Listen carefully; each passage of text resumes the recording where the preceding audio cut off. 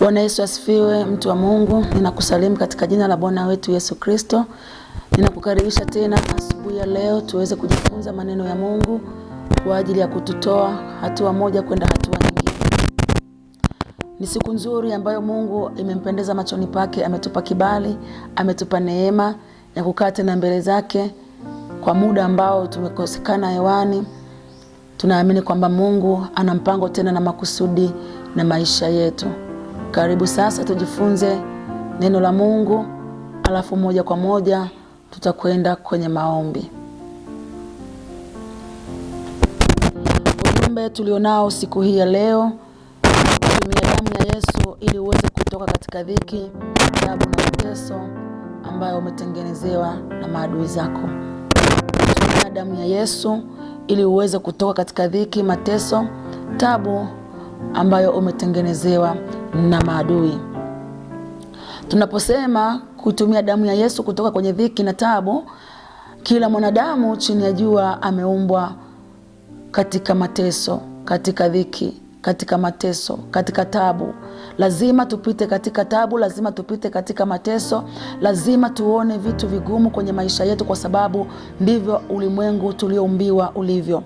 Na saa hii tunaenda kuangalia kitabu kile cha Zaburi mlango wa 3 mstari wa 1 hadi wa 8. Nami nitasoma kwa msaada wa Roho Mtakatifu. Bwana, watesi wangu wamezidi kuwa wengi, ni wengi wanaonishambulia, ni wengi wanaoiambia nafsi yangu, hana wokovu huyu kwa Mungu. Na wewe Bwana u ngao yangu pande zote, utukufu wangu na muinua kichwa changu. Kwa sauti yangu namuita Bwana, naye aniitikia toka mlima wake mtakatifu. Nalijilaza nikalala usingizi, nikaamka, kwa kuwa Bwana ananitegemeza. Sintayaogopa 10,000 ya watu waliojipanga juu yangu pande zote. Bwana uinuke, Mungu wangu, uniokoe, maana umewapiga taya adui zangu wote, umewavunja meno wasio haki. Wokovu una Bwana, baraka yako na iwe juu ya watu wako. Bwana Yesu asifiwe. Tunamjifunza mtumishi wa Mungu Daudi siku hii ya leo, anatuelezea kwa habari ya watesi wake wamezidi kuwa wengi. Tukitazama kwenye somo hili na mstari huu wa Zaburi ya 3, tunaona kwamba Daudi anatulalamika kwamba katika ulimwengu wake wa moyo wa roho amezungukwa na maadui, amezungukwa na watesi. Ndio maana akasema, Bwana, watesi wangu wamezidi kuwa wengi, ni wengi wanaonishambulia, ni wengi wanaoiambia nafsi yangu, hana wokovu kwa Mungu.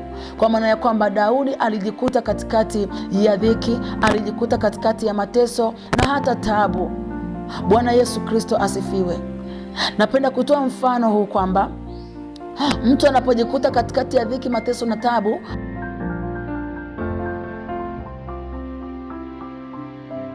na nasi tukiangalia limekaa katikati ya miba, pande zote limezungukwa na miba, na namna ya kutoka ni pale ambapo utatokea msaada wa ajili ya mtu kwenda kulitoa pale baada ya kuiva na kuanza kupelekwa sokoni. Lakini katikati ya miba, katikati ya msongamano uliosongamanishwa, hawezi kutoka peke yake. Na ndivyo ambavyo tunaona mfano huu wa Daudi, mtumishi wa Mungu, alipokuwa akimlalamikia Mungu na kumwambia, Bwana, watesi wangu wamekuwa wengi, ni wengi wanaonishambulia. Alikuwa katikati ya dhiki, alikuwa katikati ya taabu, alikuwa katikati ya mateso, na alikuwa anatamani kupata msaada. Na ndio maana asubuhi ya leo na mchana wa leo tunajifunza kuomba damu ya Yesu Kristo, tutoke kwenye dhiki na mateso ambayo tumeingia kwa njia ya maadui zetu, lakini pia kwa njia ya uovu ambao tumetenda au tulitembea nao kutoka kwenye familia zetu. Bwana Yesu asifiwe.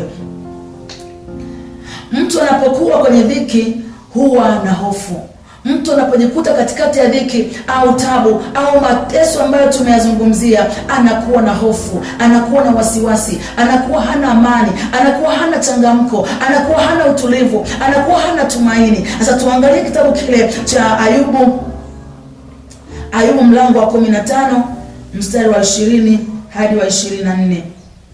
Kitabu kile cha Ayubu mlango wa 15 mstari wa 20 hadi wa 24. Neno la Mungu linasema, mtu mwovu huwa na uchungu siku zake zote, hata hesabu ya miaka aliyowekewa mwenye kuonea. Sauti za utisho masikioni mwake.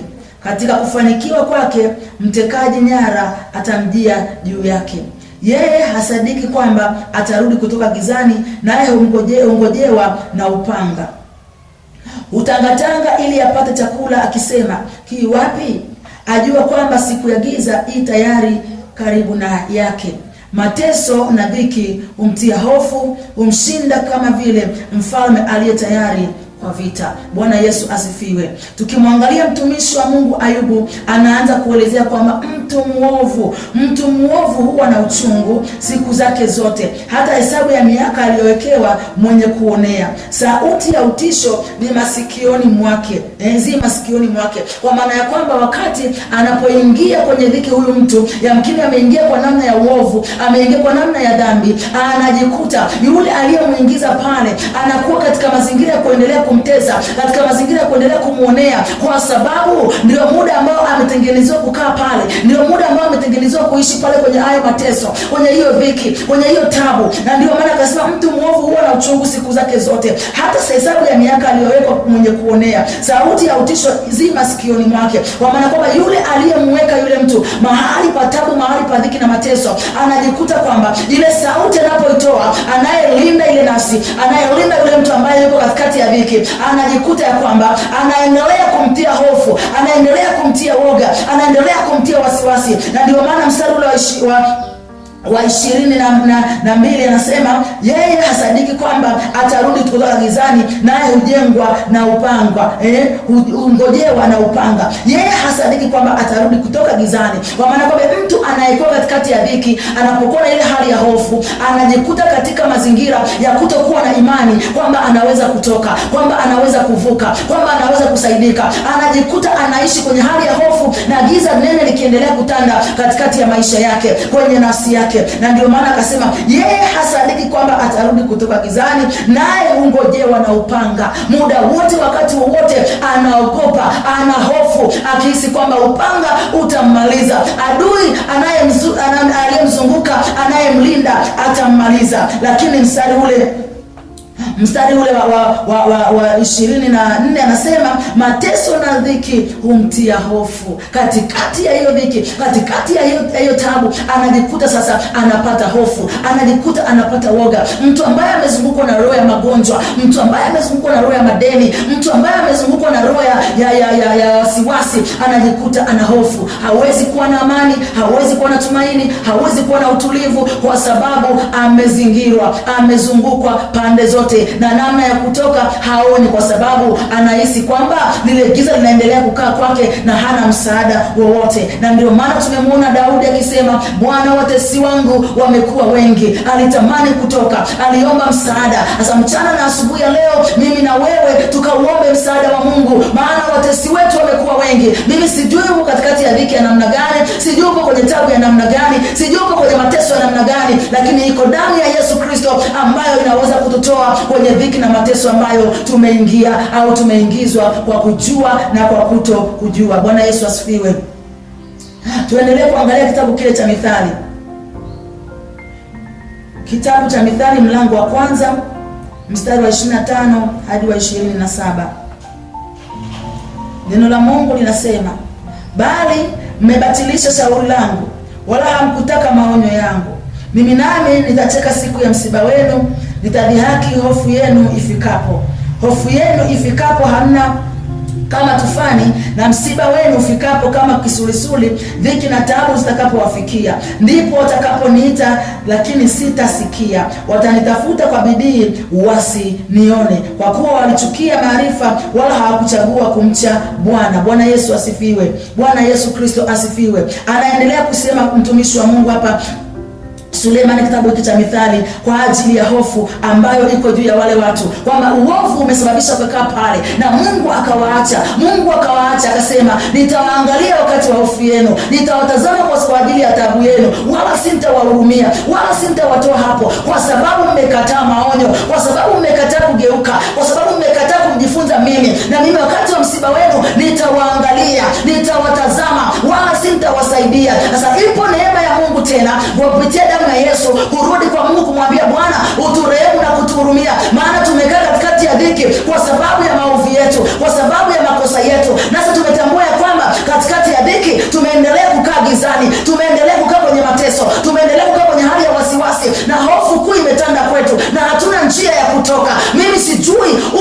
dhiki ya namna gani, mimi sijui upo kwenye vita ya namna gani, mimi sijui upo kwenye mateso ya namna gani, lakini asubuhi ya leo iko damu ya Yesu ya kuweza kututoa kwenye mateso, ya kuweza kututoa kwenye dhiki, ya kuweza kutusaidia tena katikati ya mazingira ambayo tumezingirwa na maadui zetu. Maana wamesema yuko wapi Mungu wao? Maana wamesema mbona hamuokoi? Maana wamesema mbona hatoki? Na ndio maana Daudi alipoona yupo katikati ya kuzingirwa, yupo katikati ya miba, akasema watesi wangu wamekuwa wengi, Bwana njoo nisaidie, Bwana njoo nitoe. Inawezekana umelia sana, inawezekana umeita sana katika dhiki ambayo umekaa, katika mateso ambayo umewekwa, katika taabu ambayo umewekwa, lakini uko msaada wa damu ya Yesu kwa ajili ya kututoa. Tukitazama ya kwamba tupo katika mwezi wa toba, mwezi wa kutengeneza na Mungu, mwezi wa kuomba msaada kwa Mungu, ni mwezi wa kutoka kwenye haya mateso, ni mwezi wa kutoka kwenye hiyo taabu, ni mwezi wa kutoka kwenye hilo giza, ni mwezi wa kutoka kwenye hayo maombolezo ulionayo katika maisha yako. Bwana Yesu asifiwe. Kwenye kitabu cha Isaya tukamwone mtumishi wa Mungu Isaya anasema nasi tena asubuhi ya leo. Isaya mlango wa 8 ule mstari wa 22. Isaya mlango wa 8 mstari wa 22, neno la Mungu linasema, nao wataiangalia nchi na tazama shida na giza, hapana changamko kwa sababu ya dhiki. Nao watafukuzwa na kuingia katika giza kubwa. Narudia tena, wataiangalia nchi na tazama shida na giza, hapana changamko kwa sababu ya dhiki. Nao watafukuzwa na kuingia katika giza kubwa. Katikati ya dhiki, katikati ya mateso, katikati ya tabu, hakuna changamko. Mtu yoyote anayepitia kwenye tabu, mtu yoyote anayepitia kwenye changamoto ya magonjwa, kwenye changamoto ya vita kubwa, kwenye changamoto ya madeni, hawezi kuwa na changamko, hawezi kuwa na furaha, hawezi kuwa na utulivu, hawezi kuwa na amani, hawezi kuwa na kicheko. Anajikuta ni mtu wa kilio, anajikuta ni mtu wa kuomboleza, anajikuta ni mtu asiyekuwa na tumaini, anajikuta ni mtu asiyekuwa na furaha. Ajui ni lini atatoka, ajui ni lini atavuka, ajui ni lini atasaidiwa. Amekaa tu katika hali ya giza, hajui atatoka lini. Lakini ipo damu ya Yesu Kristo ambayo imeachiliwa kwa ajili ya kututoa kwenye hayo mateso. Ipo damu ya Yesu, tunapoenda kuita damu ya Yesu kwa ajili ya kututoa kwenye dhiki na taabu. Natamani mtu wa Mungu uamini ya kwamba hakuna jina lingine tuwezalo kuokolewa kwalo isipokuwa ni jina la Yesu, na damu ya Yesu ndio inayoweza kutuokoa katikati ya dhiki na tabu na mateso ambayo tumekaa kwa muda mrefu au tumefungwa katika hayo. Ninaamini kabisa ya kwamba tutakaposimama na damu ya Yesu na jina la Yesu Kristo kwa ajili ya kututoa kwenye hiyo tabu, ndipo tutauona tena mkono wa Mungu, ndipo tutaona tena neema ya Mungu, kama jinsi ambavyo Daudi aliomba msaada. Daudi aliita kwa Bwana hata katika mazingira ya uovu ambao watu wa Israeli walikaa. Tunaona jinsi gani hapo Mungu aliwaambia, kwa kuwa mlikataa maonyo, mlikataa kugeuka, nami nitawaacha wakati wa dhiki yenu, nitawaacha kwa ajili ya taabu yenu, nitawaacha kwa wakati wa mateso yenu, nitawaacha. Lakini inawezekana sasa tumepata ufahamu, inawezekana sasa tumepata akili, inawezekana sasa tumepata macho ya kuona kwamba tupo kwenye dhiki na taabu kwa sababu ya maovu, kwa sababu ya uharibifu wetu. Lakini Bwana anasema ya kwamba tutakapomuita na tutakapomtafuta, yeye atatutoa, kama alivyomtoa Daudi, kama alivyomsaidia Daudi katikati ya dhiki yake, katikati ya taabu yake, katikati ya kusongwa kwake, katikati ya kuonewa kwake, akaonekana tena, akamsaidia tena, akampigania tena. Na ninaamini ya kwamba iko damu ya Yesu ya kututoa tena mahali pa dhiki na tabu tuliyowekwa. Bwana Yesu asifiwe. Lakini tunaendelea mbele kidogo, tunapokaribia kwenda kuomba. Mtu anapokuwa katika tabu na dhiki, anakuwa ni mtu wa kukata tamaa, anakuwa ni rahisi kukata tamaa. Unapozingirwa na mateso, unapozingirwa na magonjwa, unapozingirwa na madeni, unapozingirwa na watu wabaya wamekuinukia, unapozingirwa na hali ya vita, roho za kukataliwa, roho za kudhulumiwa, roho za kunyoshiwa vidole, unakuwa ni mtu wa kukata tamaa. Sasa mtu anapokuwa katika mateso na dhiki, anakata tamaa. Tumwangalie mtumishi wa Mungu tena Daudi kwenye kitabu kile cha Zaburi ya 88 mstari ule wa kwanza hadi wa 3. Zaburi ya 88 mstari wa kwanza hadi wa 3, neno la Mungu linasema, Ee Bwana, Mungu wa wokovu wangu, mchana na usiku nimelia mbele zako. Maombi yangu yafike mbele zako. Utegee ukelele wangu sikio lako. Maana nafsi yangu imeshiba tabu, na uhai wangu umekaribia kuzimu. Bwana Yesu asifiwe. Tunaendelea kumuona mtumishi wa Mungu Daudi akiendelea kumwambia Bwana Mungu wa wokovu wake. Amelia mchana na usiku, amelia mchana na usiku, na katika kulia alitamani Mungu asikie kelele, asikie sauti yake anapolia, anapomuita. Kwa maana katikati ya ile dhiki na taabu aliyokuwepo, alikata tamaa kabisa, alichoka kabisa. Akamwambia, maombi yangu yafike mbele zako, utegee ukelele wangu sikio lako, maana nafsi yangu imeshiba taabu, na uhai wangu sikio lako, na uhai wangu umekaribia kuzimu. Maana Daudi alikata tamaa, Daudi alichoka katika dhiki na taabu aliyokuwepo, alikata tamaa. Akamwambia Bwana, utegee sikio ukelele pale ninapoita usikie. Nasi leo tumwambie Bwana akausikie ukelele wetu, akasikie sauti zetu, maana tumekata tamaa katikati ya dhiki, tumekata tamaa katikati ya taabu, tumekata tamaa katikati ya mateso ambayo tumekutana nayo, tumekata tamaa, tumechoka kabisa, hatuoni tumaini. Basi Bwana akasikie ukelele, Bwana akasikie sauti yako, Bwana akasikie kulia kwako, Bwana akasikie kuomba kwako, akasikie maombi ya familia yako, akasikie maombi ya mtu mmoja, akasikie maombi ya taifa la Tanzania, akasikie ili akatutoe kwenye dhiki na taabu. Inawezekana tumekaa kwa muda mrefu, inawezekana tumeondoka katikati ya hiyo dhiki kwa muda mrefu, inawezekana tumetaabika kwa muda mrefu, na tukaendelea kukaa kusogea gizani. Hatukuona kama kuna tumaini la kutoka, hatukuona kama kuna msaada wa kutoka. Lakini asubuhi ya leo iko damu ya Yesu, iko damu ya Yesu itakayoenda kututoa tena katika dhiki, itakayoenda kututoa tena katika taabu, itakayoenda kututoa tena katika mateso ambayo tumejikuta tumekaa kwa muda mrefu. Tuangalie Zaburi ya 107. Ni zaburi ambayo naipenda, imekuwa ikiachilia matumaini sana kwenye maisha yangu. Ni zaburi ambayo nikisoma ninasikia kuhuishwa tena, nasikia kuinuka tena. Zaburi ya 107 mstari wa 3 wa 13, samahani. Neno la Mungu linasema, wakamlilia Bwana katika dhiki zao, akawaponya na shida zao. Watu hao walikaa kwenye dhiki kwa muda mrefu, walikaa kwenye shida kwa muda mrefu, walikuwa kwenye taabu kwa muda mrefu, lakini neno la Mungu linatuambia wakamlilia Bwana, wakamlilia Bwana. Katikati ya dhiki muite Bwana, katikati ya hiyo taabu muite Bwana, katikati ya hayo mateso muite Bwana. Wakamlilia Bwana katika dhiki yao, naye Bwana akawaponya, akawatoa katika shida yao, akawatoa katika taabu yao, akawatoa kwenye mateso yao. Hebu mimi na wewe tumuite Bwana. Mimi sijui ni dhiki ya namna gani imekuweka hapo, sijui ni mateso ya namna gani yamekuweka hapo, sijui ni kilio cha namna gani kiko kwenye maisha yako. Hebu tumlilie Bwana, hebu tumuite Bwana. Inawezekana umekwama kwenye uchumi, inawezekana biashara zako zimekwama, inawezekana umepanda vitu shambani huoni matumaini, lakini katikati ya hiyo dhiki mlilie Bwana, katikati ya hiyo taabu mlilie Bwana, katikati ya hayo mateso mlilie Bwana. Mimi sijui kwenye familia kuna shida namna gani, kwenye familia kuna dhiki namna gani, kwenye familia kuna mateso namna gani, lakini hata katika hali ya mateso tumuite Bwana, naye atasikia, atatutoa katika dhiki, atatutoa katika hayo mateso, nasi tutakuwa huru tena. Bwana Yesu asifiwe. Tumalizie kile kitabu cha Isaya mlango wa 9 mstari wa 1. Kitabu cha Isaya mlango wa 9 mstari wa 1, tukamalize pale tunapoenda kwenye maombi. Anasema, lakini yeye aliyekuwa katika dhiki hatakosa changamko.